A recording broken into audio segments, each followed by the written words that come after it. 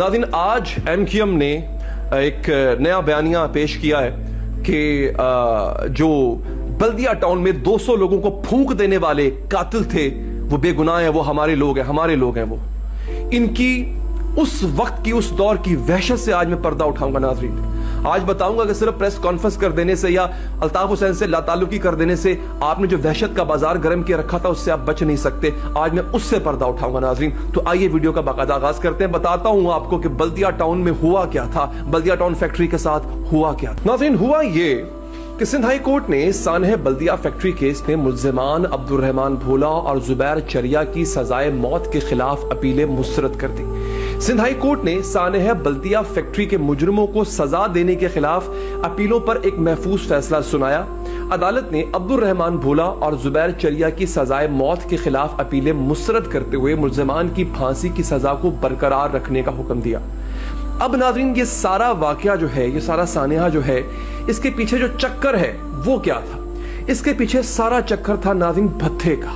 जी हाँ, जिस जमाने में ये वाकया हुआ था यानी 11 सितंबर 2012 को MQM का कराची में उस वक्त जोर था, उरूज था, तूती बोलता था इनका। फैक्ट्री के मालिक हैं अरशद भायला।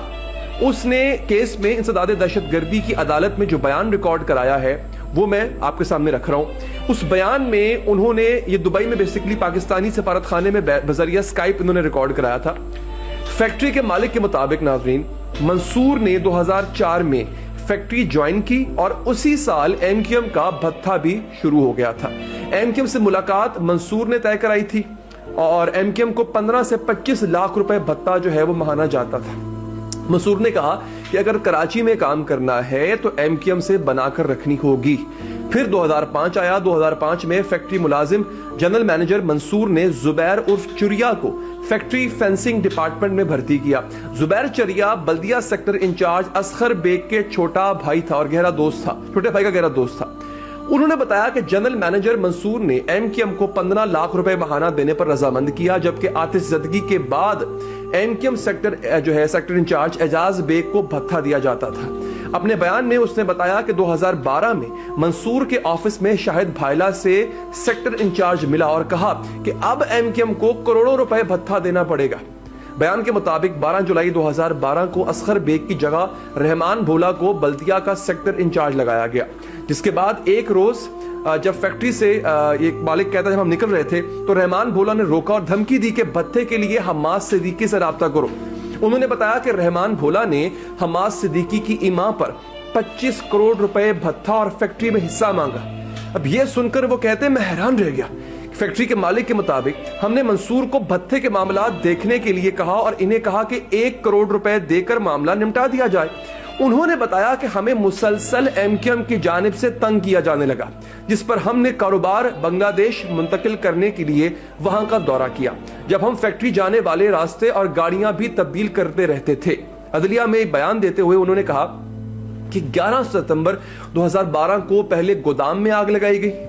फायर ब्रिगेड वाकये के बाद 60 से 90 मिनट जो है वो पहुंचती है वहां पे, लेकिन इनके पास पानी नहीं था, आलात भी नहीं थे। फायर ब्रिगेड खाली उठ के आ गई थी। मैंने फायर ब्रिगेड वालों को अपने हाइड्रेंट से पानी की पेशकश की, जिसे उन्होंने मुस्तरद करते हुए कहा कि हमें अपना काम करने दो। मालिक ने बताया कि उस वक्त के चीफ CPLC अहमद चुनाई ने रिश्तेदार के जरिए पैगाम भेजा कि फैक्ट्री में मजीद रुकना मुनासिब नहीं है, तो हम रिश्तेदारों के हाथ चले गए। हमारे जाने के बाद MQM कारकुनों ने फैक्ट्री का कंट्रोल संभाल लिया और किसी को अंदर नहीं जाने दिया। सोचे 200 बंदा अंदर भुन रहा था और ये किसी को जाने नहीं दे रहे थे। बयान रिकॉर्ड कराते हुए उन्होंने कहा कि बाद में हमें मुलाजिम ने बताया कि जब आग लगी तो जुबैर चरिया 4 से 5 अजनबी अफराद के साथ कैंटीन में बैठकर चरस पी रहा था। ख्याल था कि जुबैर चरिया भी फैक्ट्री में आग लगने में मुलव्विस है। उन्होंने बताया कि 12 सितंबर को वाकये का मुकदमा MQM और रऊफ सिद्दीकी के दबाव पर हमारे खिलाफ दर्ज कर दिया गया, मालिकों के खिलाफ। 24 घंटों में हमारे नाम एग्जिट कंट्रोल लिस्ट यानी ECL में शामिल कर दिए गए। हमें विलन और असली मुल्जिम के तौर पर पेश किया गया। हमने लाड़काना से जमानत हासिल की और पुलिस की तफ्तीश में शामिल हुए। अरशद भायला ने कहा कि हम 3 साल तक मुतासरीन को राशन देते रहे और माली इमदाद भी करते रहे और उसके लिए कमीशन बना, तो हमने फोरेंसिक डिमांड की कि जिसे मुस्तरद कर दिया गया। नाज़रीन, उस वक्त के सूबाई वजीर सनत और तिजारत जो है रऊफ सिद्दीकी साहब, वो कहते हैं कि उन्होंने हमारे खिलाफ मुकदमा दर्ज करवाए ہم اپنے کیس کے لیے نعمت اللہ رندھاوا ایڈوکیٹ کی خدمات حاصل کر رہے تھے جو چند تاریخوں پر پیش ہوئے، پھر انہیں بھی قتل کر دیا گیا۔ سوچیں ذرا کیا لیول تھا بدماشی کا۔ ارشد بھائلا نے بیان دیا کہ جون 2013 میں ہمارے انکل کو سائٹ ایریا سے اغوا کیا گیا۔ سی پی ایل سی کے سابق چیف احمد چنائے نے ہمیں اغوا کاروں سے معاملات طے کرنے کا کہا۔ ہمارے انکل کو بھاری تاوان وصول کرنے کے بعد رہا کیا گیا۔ ارشد بھائلا نے کہا کہ 13 ستمبر کو گورنر سندھ عشرت العباد نے احمد چنائے کے ذریعے پیغام بھجوایا کہ ہم گورنر ہاؤس میں خود کو پولیس کے حوالے کر دیں گے۔ گورنر نے کہا کہ اگر ہم ایم کیو ایم کے پلیٹ فارم سے متاثرین کو معاوضہ دیں تو تمام چیزیں ٹھیک ہو جائیں گی، یعنی ایم کیو ایم کی بلے بلے ہونی چاہیے۔ آپ یہاں سے اندازہ کریں ان کا۔ وہ کہتے ہیں معاملہ ٹھنڈا کرنا ہے تو ہر مرنے والے کے اہل خانہ کے لیے 4 لاکھ روپے ایم کیو ایم کے platform M Q M نے دیے ہیں، آپ نے نہیں ایم کیو ایم نے دیے ہیں، جمع کرائیں۔ ارشد بھائلا نے مزید بتایا کہ سابق ایم این اے سلمان مجاہد بلوچ نے جیل میں ملاقات کی اور کہا کہ مجھے وکیل کر لیں، میں معاملہ ٹھنڈا کرا دوں گا۔ ہم جب ضمانت پر رہا ہوئے تو ایم کیو ایم کی جانب سے ہم پر سخت دباؤ ڈالا گیا۔ ہم نے ایم کیو ایم کے ذریعے معاملات طے کرنے کا فیصلہ کیا اور ملزم علی قادری کے اکاؤنٹ میں 5 کروڑ 98 لاکھ روپے جو ہیں وہ جمع کرائے۔